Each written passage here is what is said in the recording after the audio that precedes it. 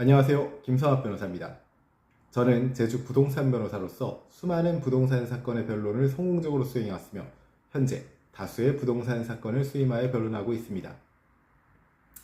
부동산을 둘러싼 분쟁에서는 점유를 누가 가지고 있느냐가 매우 중요합니다. 특히 부동산 소유권, 임대차, 명도, 매매계약 해제 등과 관련된 소송에서는 점유관계를 먼저 확정해두지 않으면 나중에 큰 불이익을 당할 수 있습니다.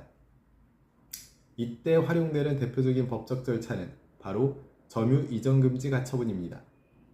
오늘은 점유 이전금지 가처분의 의미와 신청 방법에 대해서 자세히 설명드리겠습니다.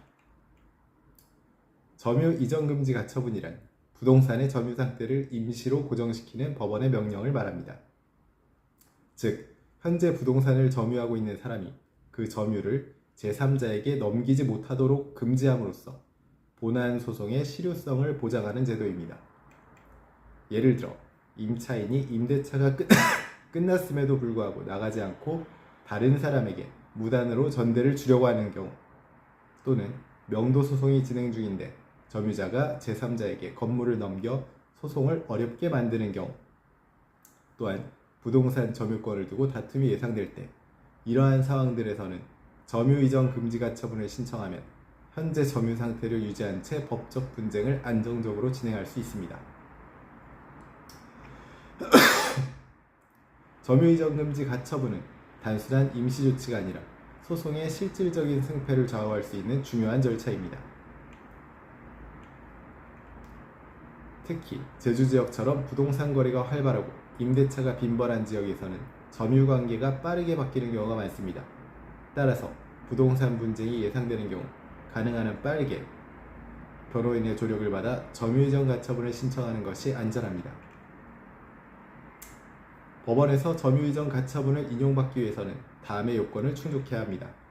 첫째, 가처분의 필요성이 있어야 합니다. 점유가 이전될 우려가 현실적으로 존재해야 한다는 것입니다.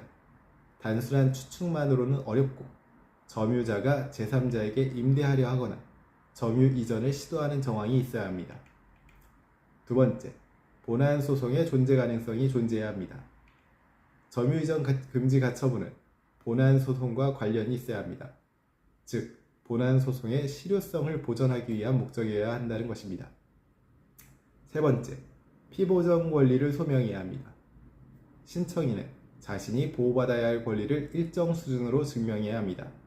이를 위해 계약서, 등기부등본, 사진, 점유사실 확인서 등을 제출해야 합니다. 점유 이전 금지 가처분 신청 절차로는 첫째, 사실관계 조사 및 증거를 확보하고, 두 번째, 가처분 신청서를 작성하여 과달법원에 제출을 하며, 세 번째, 보증금 등 납부명령에 따른 보증금 납부가 이루어져야 합니다. 이후 법원의 인용결정 및 송달이 있게 되고, 가처분은 임시조치이므로 이후 본안 소송을 제기하여 최종적으로 권리를 확정해야 합니다. 현재 부동산 점유를 두고 분쟁이 발생했다면 언제든지 제주 부동산 변호사 김성학 법률사무소를 찾아주시면 신속 정확한 해법을 제시해드리겠습니다.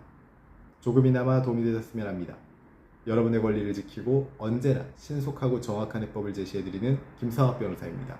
감사합니다.